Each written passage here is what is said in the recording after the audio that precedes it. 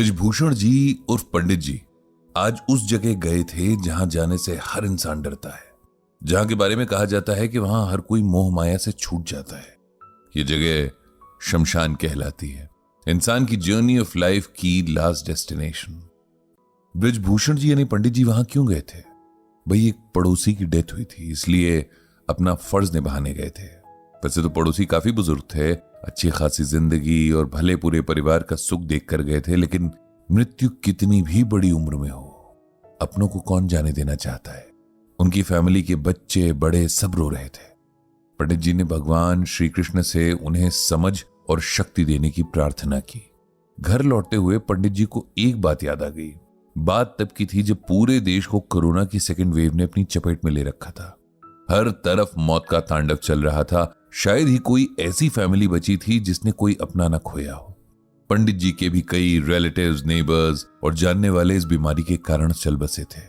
दिन रात एम्बुलेंस इधर से उधर भागती रहती और हर रोज कोई न कोई बुरी खबर मिल ही जाती।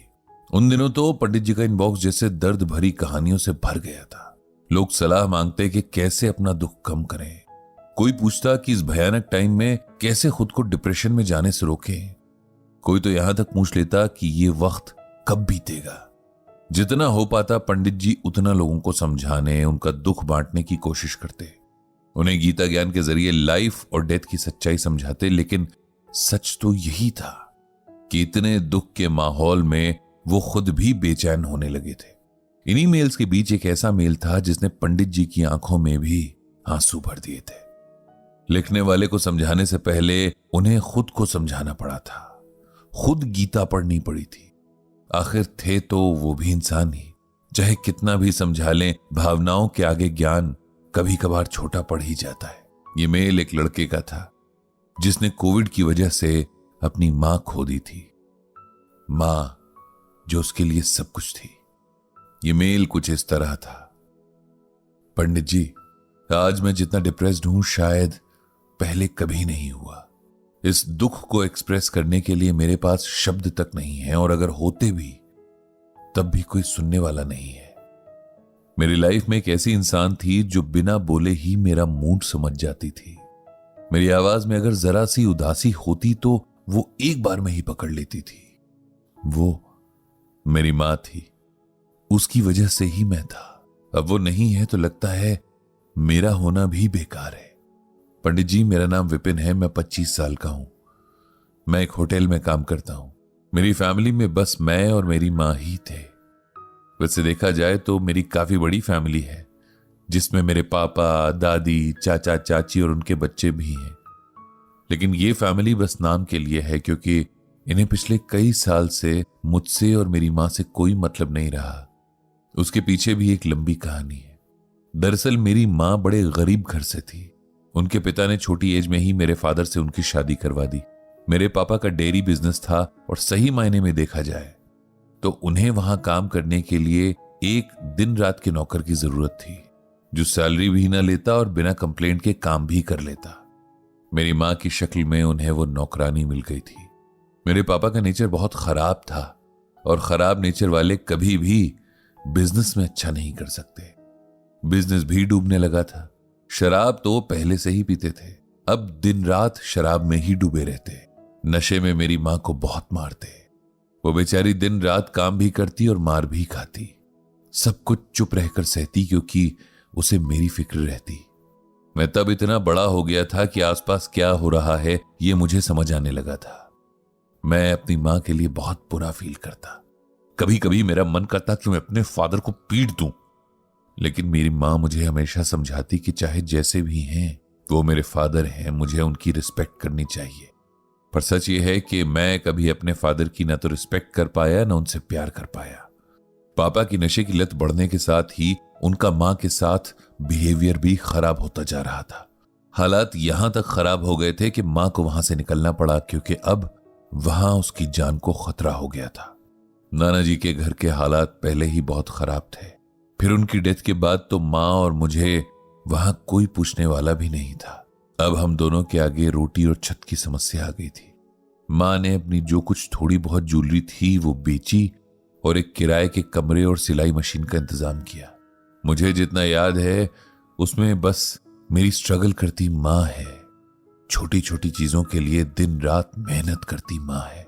किसी तरह मेरी माँ ने मुझे पढ़ाया लिखाया। इसी बीच मेरे फादर या किसी और फैमिली मेंबर ने हमारी खबर तक नहीं ली। मेरी स्कूल की स्टडीज कंप्लीट होने के बाद मैंने भी ट्यूशंस लेना शुरू कर दिया था। साथ साथ मेरी कॉलेज की पढ़ाई भी चल रही थी। लगातार सिलाई के काम ने माँ की आंखों को कमजोर कर दिया था। उन्हें धुंधला दिखना शुरू हो गया था। मैं कई बार कहता कि डॉक्टर को दिखा देते हैं, लेकिन वो कहती कि जब तेरी नौकरी लगेगी तब वो खुद किसी बड़े डॉक्टर के पास चली जाएगी। पढ़ाई कंप्लीट हुई और मुझे एक होटल में मैनेजर की नौकरी मिल गई। माँ बहुत खुश थी। उसके इतने सालों की मेहनत अब जाकर सफल हुई थी। मैं भी अपनी माँ को जितना शुक्रिया कहूं कम ही होगा। वो मुझे बहुत बुरे माहौल से निकाल कर ले आई थी।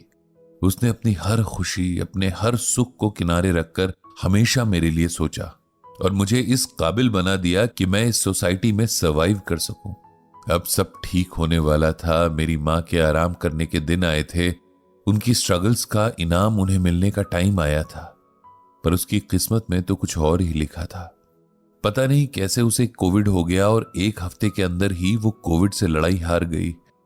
उसकी बॉडी पहले से ही इतनी वीक थी कि झेल नहीं सकी।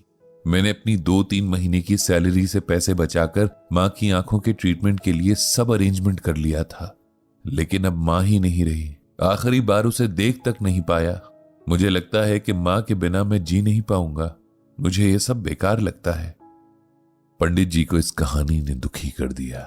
हालांकि वो जानते हैं कि मौत ही जीवन का सबसे बड़ा सच है, लेकिन कुछ सच्चाइयां इतनी कड़वी होती हैं कि उन्हें देखने का मन ही नहीं करता। पंडित जी दिल से चाहते थे कि विपिन के मन को हिम्मत मिले, इसीलिए उन्होंने मेल में गीता का ये श्लोक लिखकर भेजा। प्रिय विपिन, तुम्हारी भावनाओं को मैं समझता हूं, लेकिन सच को भी जितनी जल्दी हो सके एक्सेप्ट कर लेना चाहिए। गीता में भगवान श्री कृष्ण अर्जुन से कहते हैं, न जायते म्रियते वा कदाचिन्नायं भूत्वा भविता वा न भूयः अजो नित्यः शाश्वतोऽयं पुराणो न हन्यते हन्यमाने शरीरे। इसका अर्थ यह है कि आत्मा का जन्म नहीं होता, उसकी मृत्यु भी नहीं होती। वो पहले न थी, ये अब के बाद नहीं होगी। ऐसा नहीं है। आत्मा अजन्मा, नित्य, शाश्वत और पुरातन है। शरीर का नाश होने पर भी आत्मा का नाश नहीं होता।